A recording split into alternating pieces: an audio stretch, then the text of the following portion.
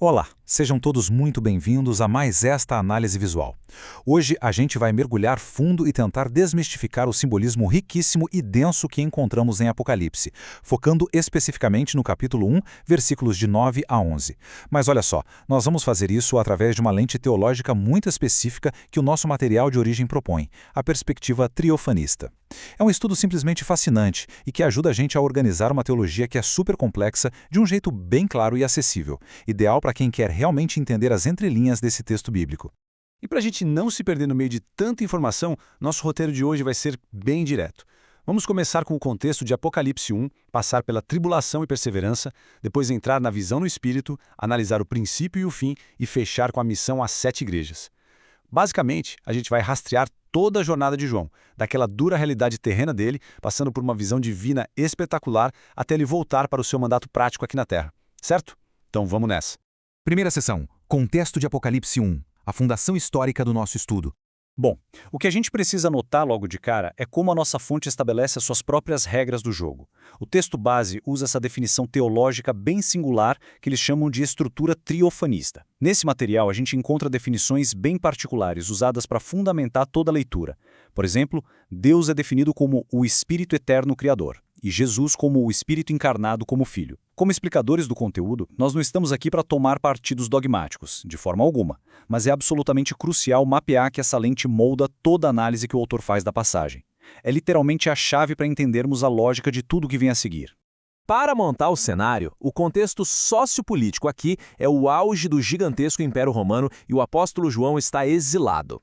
O documento relata que esse exílio foi muito provavelmente uma relegatio. Sabe o que é isso? É uma categoria de banimento onde a pessoa não perde legalmente a sua cidadania, mas sofre um isolamento forçado e severo, totalmente cortada da sociedade. E isso ilustra brilhantemente o paradoxo central dessa história toda. Pensem bem, a maior, mais influente, mais vitoriosa mensagem de esperança cristã foi entregue a um homem preso e fisicamente isolado no meio do nada. É o poder divino transcendendo totalmente as limitações humanas. Avançando para a seção 2, tribulação e perseverança. O foco agora é o sofrimento terreno. O texto começa com uma declaração de igualdade que é de cair o queixo. Eu, João, vosso irmão e companheiro na tribulação, no reino e na perseverança em Jesus. O ponto principal aqui é reparar em como João se identifica logo de saída. Ele não dá uma carteirada, não se coloca lá no alto de um pedestal como um líder intocável. A análise exegética mostra que a palavra grega original usada ali é synkoinonos, que quer dizer basicamente um coparticipante, um companheiro de trincheira. Ele valida a dor da comunidade justamente porque ele está sentindo essa mesma dor na pele.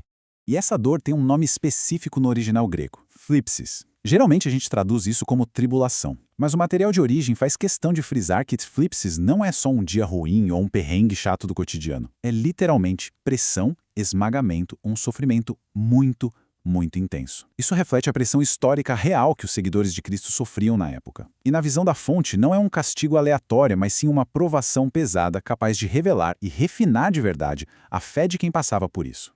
Então, a gente passa a enxergar essa realidade em duas camadas bem distintas. De um lado, temos a realidade literal de Patmos, uma ilhota vulcânica, uma pedra árida no meio do mar Egeu, que Roma usava como prisão. Do outro lado, a fonte revela o significado metafórico de Patmos, um baita símbolo teológico do isolamento espiritual e da marginalização. É aquela sensação de quando a pessoa tenta manter seus valores e integridade intactos num mundo que é super hostil a eles. A geografia física vira, na verdade, um retrato profundo do estado da alma. Mas aí fica a pergunta, como alguém suporta o peso desse Patmos? O segredo está na palavra hipomoné, que a gente lê como perseverança.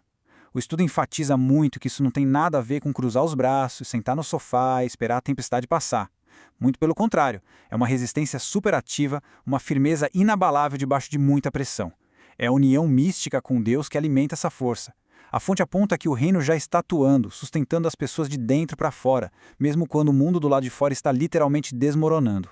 O que nos leva à nossa seção 3, a visão no Espírito, o momento do encontro divino. Agora a coisa muda de figura.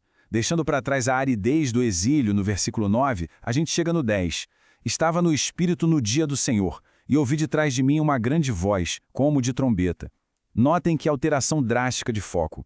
A gente sai daquela política romana opressiva e da prisão e somos elevados a uma experiência de total alteração de percepção espiritual. E o termo que vale ouro aqui é egenomenin in pneumati, que quer dizer estar no espírito. Os documentos do estudo explicam que isso indica um estado real de êxtase. É uma comunhão tão direta, mediada pelo espírito, que faz as paredes da prisão desaparecerem. Por que isso é importante? Para provar que essa revelação é 100% divina. Não é a mente de um cara solitário inventando histórias ou delirando. É um canal espiritual sendo escancarado. E o dia em que isso acontece tem uma ironia dupla fantástica. O dia do Senhor. No contexto histórico bem literal, o autor levanta a bola de que o apóstolo, sendo judeu, provavelmente continuava marcando o tempo pelo próprio calendário, para guardar o sábado, mesmo estando no exílio romano. Mas olhando pelo lado simbólico e teológico, o termo já evoca aquele grande dia escatológico, o dia supremo em que Deus intervém definitivamente na história. É o relógio da rotina humana colidindo de frente com o calendário da eternidade. E é exatamente nesse instante que uma voz enorme ecoa, como de trombeta. E não pensem que essa trombeta está aí de enfeite. O estudo volta lá nas antigas escrituras, em textos como Joel e Tessalonicenses, para mostrar que a trombeta sempre foi o símbolo máximo de convocação e de alarme. Sabe aquele som estridente que atrai absolutamente toda a sua atenção e exige respeito na hora? Pois é, ela avisa que uma atitude de autoridade divina gigantesca vai acontecer. Entramos na seção 4, o princípio e o fim. É aqui que a identidade divina é declarada. Essa voz majestosa não faz rodeios. Ela diz, eu sou o alfa e o ômega, o primeiro e o último. Sem dúvida, essa é a declaração máxima de soberania. Alfa e ômega são a primeira e a última letra do alfabeto grego, lembram? Ao usar isso estrategicamente, a mensagem traz a ideia do pacote completo. Representa que a presença de Deus abrange absolutamente tudo, de ponta a ponta, no tempo e no espaço. E olha como a Bíblia costura as coisas através dos séculos. Lá no Antigo Testamento, em Isaías, a gente tem Yahvé dizendo, eu sou o primeiro e eu sou o último. A pesquisa da nossa fonte mostra que Apocalipse pega esse mesmíssimo título, que era exclusividade do Criador, e aplica diretamente ao Cristo glorificado. Essa fusão sela de vez a autoridade de quem acabou de dar ordem para registrar aquela visão. O que nos traz a nossa quinta e última sessão. Missão às 7 igrejas. A mensagem voltando para a Terra. A ordem que vem a seguir é direta e urgentíssima. O que vês, escreve-o num livro e envia às 7 igrejas. O pulo do gato na exegese aqui está na expressão o que vês. No grego isso indica uma ação acontecendo naquele exato momento. Ou seja, não é para ele escrever de memória na semana que vem. A ordem é para documentar ativamente a visão de forma simultânea, enquanto o filme passa na frente dele. E quando a gente lê livro, o termo original é biblion. O autor do nosso estudo explica que isso passa muito longe de ser um rascunho num pedaço de papel qualquer. Era um rolo oficial de papiro, com formato e acabamento feitos especialmente para circular e ser lido em público. Isso mostra um nível de cuidado absurdo da divindade para garantir que a instrução chegasse impecável às comunidades, preservando 100% da mensagem original. E a lista de destinatários é super rigorosa. Éfeso, Esmirna, Pérgamo, Tiatira, Sardes, Filadélfia e Laodiceia. Nada disso é por acaso. Essas cidades desenham com precisão cirúrgica as principais estradas da Ásia Menor daquela época. É quase como o serviço de correio expresso do Império Romano.